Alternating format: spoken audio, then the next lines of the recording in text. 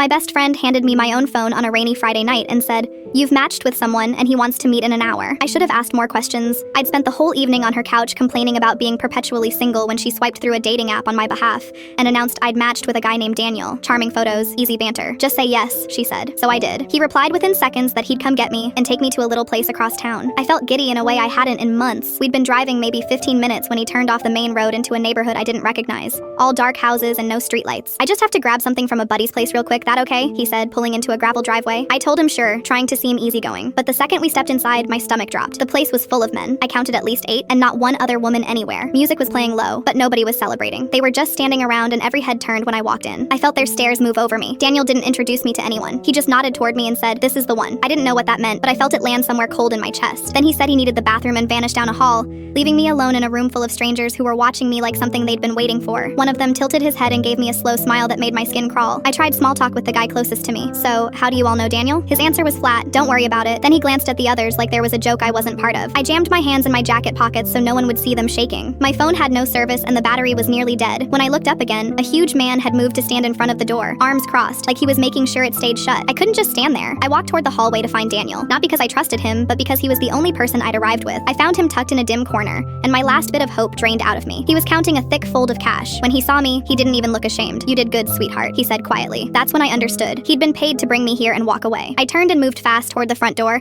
trying to make myself small, but the moment my hand touched the knob, another hand closed over mine. "No need to rush off," a man murmured, steering me back. The others started drifting closer, tightening around me, one stepping in front of the door, another filling the hallway. Every way out was sealing shut. One of them leaned in close enough that I could feel his breath. I opened my mouth to scream and a hand clamped over it. Then Daniel's voice cut across the room. "Let go of her, now!" Everyone froze, including me. The man holding my arm laughed. "You got your money, walk." Instead, Daniel pulled out his phone and dialed 911 on speaker, loud enough for the whole room to hear. When the dispatcher answered, he read out the address clearly and said there was a woman in danger, and that he wasn't hanging up until police arrived. Within seconds, the room emptied, men shoving past each other and out the back, headlights peeling off down the street, until it was just the two of us. I stared at him, my whole body still trembling. "Why would you do this to me?" He exhaled and rubbed his face. "I owed the wrong people a lot of money. They gave me a list and an address and told me what they wanted. I took the cash because I was desperate, but I was never going to leave you here. The plan was always to take their money and shut it down before anyone got hurt. I just had to get them all in one room first so the call would actually stick." I looked at him for a long moment. I understood the desperation. I even felt a flicker of pity, but none of that erased what he dragged me through. "I hope you sort out your situation," I said, my voice still uneven, "but I'm still giving your name to the officers when they get here." He nodded slowly. "I know, I'd do the same." The police took us both in for statements that night. I never saw him again, but I haven't opened a dating app since, and I never get in a car without telling someone exactly where I'm going.